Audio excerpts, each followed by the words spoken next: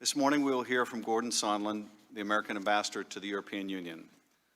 We are here today as part of the House of Representatives impeachment inquiry because President Donald Trump sought to condition military aid to Ukraine and an Oval Office meeting with the new Ukrainian President Volodymyr Zelensky in exchange for politically motivated investigations that Trump believed would help his re-election campaign.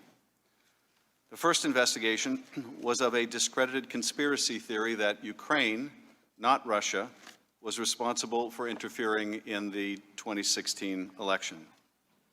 The second investigation that Trump demanded was into a political rival that he apparently feared most, Joe Biden.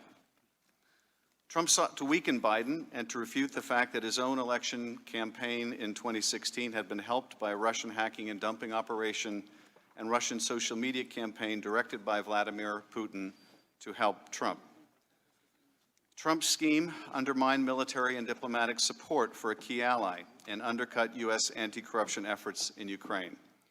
Trump put his personal and political interests above those of the United States. As Ambassador Sondland would later tell career Foreign Service officer David Holmes immediately after speaking to the President, Trump did not give an expletive about Ukraine. He cares about big stuff that benefits him, like the Biden investigations that Rudy Giuliani was pushing. Ambassador Sondland was a skilled deal maker, but in trying to satisfy a directive from the President, found himself increasingly embroiled in an effort to press the new Ukrainian president that deviated sharply from the norm in both terms of policy and process. In February, Ambassador Sondland traveled to Ukraine on his first official trip to that country. While in Kyiv, he met with then U.S. Ambassador to Ukraine, Marie Ivanovich, and found her to be an excellent diplomat with a deep command of Ukrainian internal dynamics. On April 21st, Zelensky was elected president of Ukraine and spoke to President Trump, who congratulated him and said he would look into attending Zelensky's inauguration, but pledged to send someone at a very, very high level. Between the time of that call and the inaugural on May 20, Trump's attitude towards Ukraine hardened. On May 13th, the President ordered Vice President Mike Pence not to attend Zelensky's inauguration, opting instead to dispatch the self-dubbed Three Amigos, Energy Secretary Rick Perry, Ambassador Sondland, and Ambassador Kurt Volker, the Special Representative for Ukraine negotiations. After returning from the inauguration, members of the U.S. delegation briefed President Trump on their encouraging first interactions with the new Ukrainian administration. They urged the President to meet with Zelensky, but the President's reaction was decidedly hostile.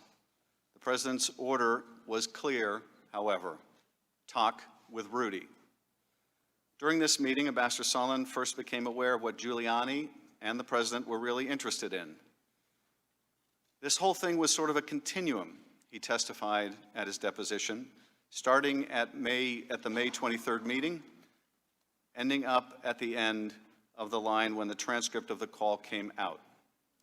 It was a continuum, he would explain, that became more insidious over time.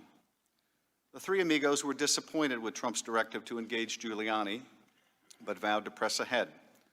Ambassador Sondland testified, "We could abandon the goal of a White House meeting for President Zelensky, which the group deemed crucial for U.S.-Ukrainian relations, or we could do as President Trump directed and talk to Mr. Giuliani to address the President's concerns.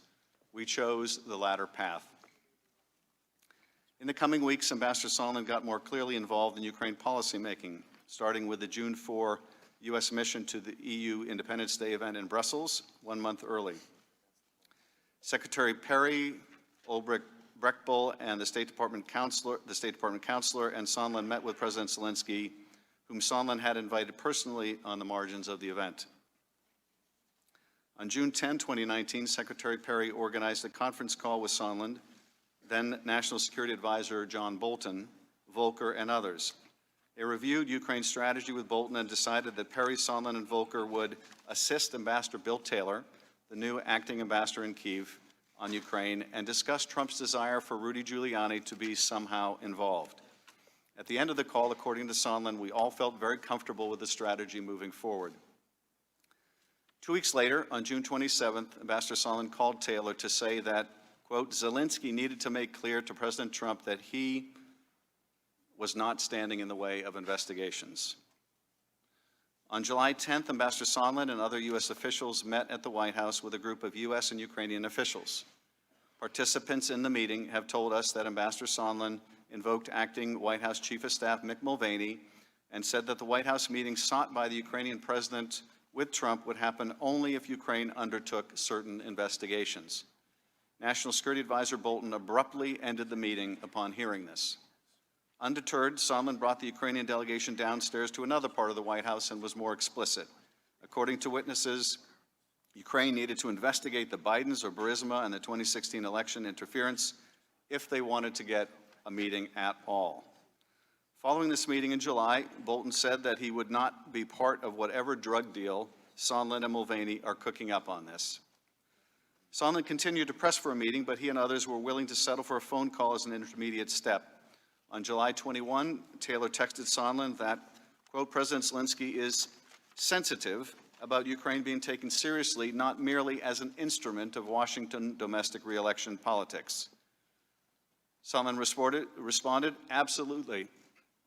But we need to get the conversation started and the relationship built, irrespective of the pretext, so that Zelensky and Trump could meet and all of this will be fixed. On July 25th, the day of the Trump-Zelensky call, Volker had lunch in Kyiv with a senior aide to Ukrainian President Zelensky and later texted the aide to say that he'd heard from the White House, assuming President Z convinces Trump he will investigate, get to the bottom of what happened in 2016, we will nail down date for a visit to Washington. Good luck.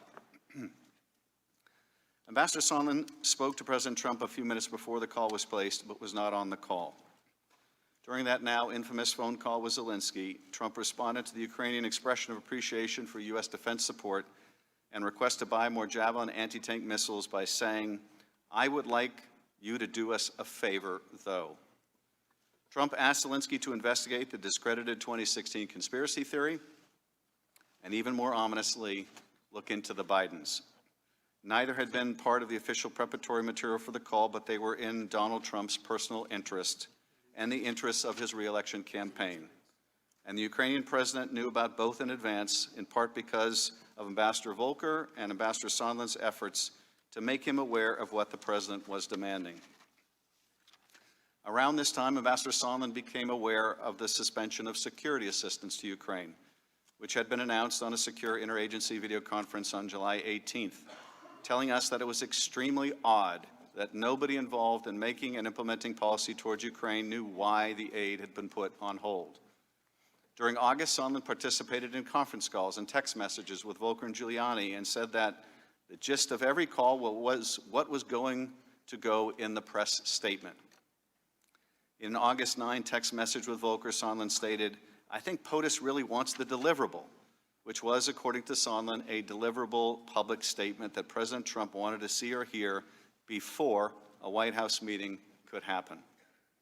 On September 1, Ambassador Sondland participated in Vice President Pence's bilateral meeting with Zelensky in Warsaw, during which Zelensky raised the suspended security assistance.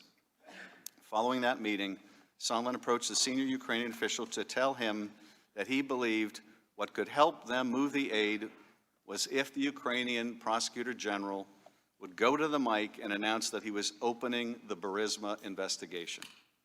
Sondland told Taylor that he had made a mistake by telling the Ukrainians that an Oval Office meeting was dependent on a public announcement of investigations. In fact, everything was dependent on such an announcement, including security assistance.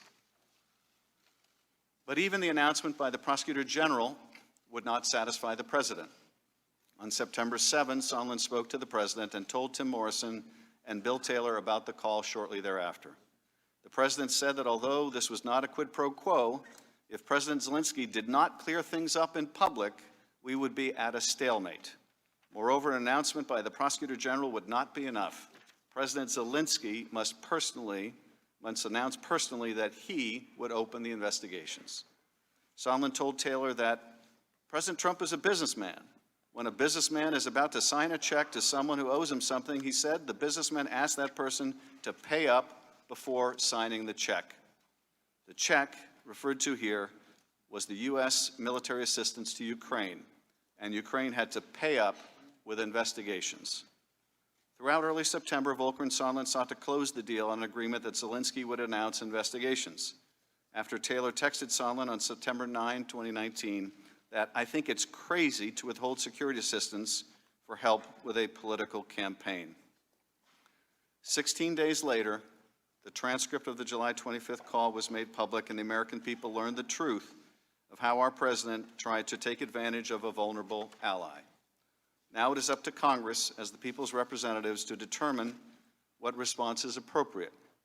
If the president abused his power and invited foreign interference in our elections, if he sought to condition, coerce, extort, or bribe an ally into conducting investigations to aid his re-election campaign, and did so by withholding official acts, a White House meeting, or hundreds of millions of dollars of needed military aid, it will be up to us to decide whether those acts are compatible with the office of the presidency.